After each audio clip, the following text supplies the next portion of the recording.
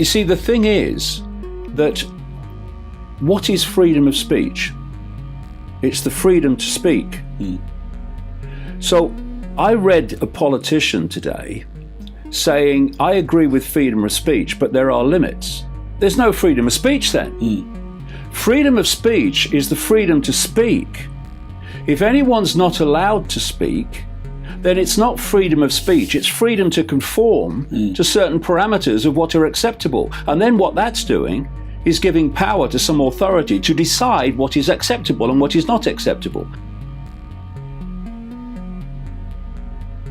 And as we see, and we're seeing it massively now, once you give that power to an authority, it then starts interpreting what can and cannot be said in a way that squeezes and squeezes and squeezes more and more of what cannot be said. This is what political correctness is about.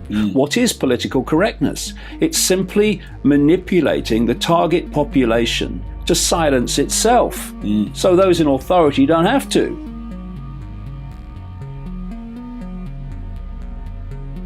There are so many elements to this, and when people say, well, why haven't we known about this before? Well, I've spent 20 years in nearly 50 countries researching a great stream of different subjects, which on the face of it appear completely unconnected. And it's only when you connect these apparently unconnectable subjects and areas of society and life that the puzzle pieces fit to the point where you can go, oh, I can see it now. The thing is, if you're talking about control and the need to control, then you look at society as it's structured, and control is overwhelmingly dictated by money. Who has it and who doesn't? And if you look at a definition of freedom, well, it's choice. The more choices you can make, the freer you are. The fewer choices you can make, the less free you are. And in the way that society is structured today, what dictates choice more than anything than money? Who has it and who doesn't? So I hear people talk about how the billionaires and the billionaire corporations, etc., are all about money. As I've been writing in my books for nearly 30 years now, we're heading into a global state that more and more mirrors what George Orwell was writing about in 1984 and what Aldous Huxley was writing about in Brave New World. It's becoming more and more obvious as our freedoms are taken away, as our ability to have freedom of expression is taken away, as we've seen with this latest WikiLeaks batch of leaked files.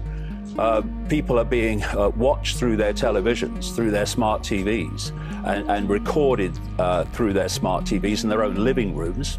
We're having knowledge now that the CIA has been working to hack into car computer systems to create what they call almost indetectable assassinations. And what's starting to happen is the veil is lifting on the scale of control, gathering control that we're being subjected to. Well, yes, on one level, they have a mentality that is has an insatiable greed. But the bottom line of bottom lines is not about accumulation of money. It's accumulation of control via the weapon of money. Why are we moving now into a direction of driverless cars, which make no mistake, will be compulsory eventually? That's the idea, which can be controlled through their computer system even more effectively than the computer systems in cars now. Why do we need driverless cars? Why do we have cameras and microphones in televisions? The answer is they're there, and there's back doors into smartphones and back doors into this other smart technology, which again has come to light, which are left there so that this surveillance can take place.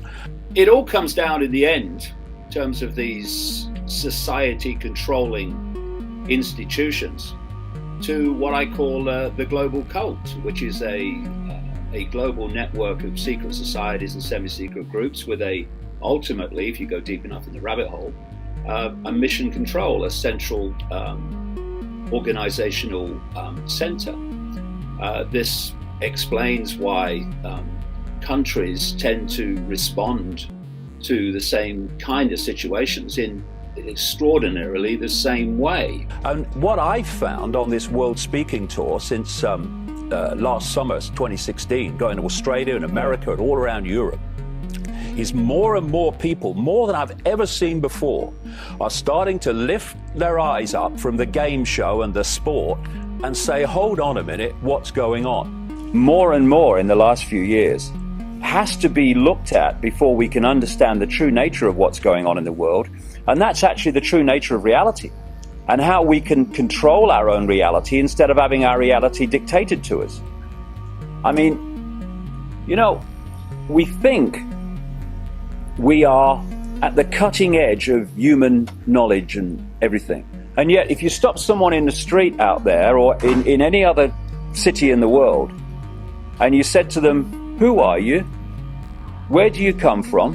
Where are you going when this is over? And what is the nature of reality? And here we are, living our lives every day in this world, and we don't even know what this world is. The few who are behind the people we see, they know what this world is. And they know how the mind works. You know, when you look at a pyramid, we've been manipulated to believe the power in a pyramid is at the top. It ain't. The top of the pyramid is there because the rest of the pyramid's holding it up. We're holding this whole thing together. We, the powerless people, are holding the powerful people up there, and they know that. They're terrified of us realizing that. And that's why this network of manipulation works so hard to keep us in these states. No longer will we just do it because we're told to do it. Is it just? Is it right? Okay, I'll do it. Is it unjust? Is it not right? I ain't doing it. We start to make the decisions on what we will and will not do based on our values and not some imposition from the dark suits. I'm all that is. You can't grant me freedom. No one can grant me freedom. I am freedom. It's what I am. These people are gonna give me, grant me, or grant me not my freedom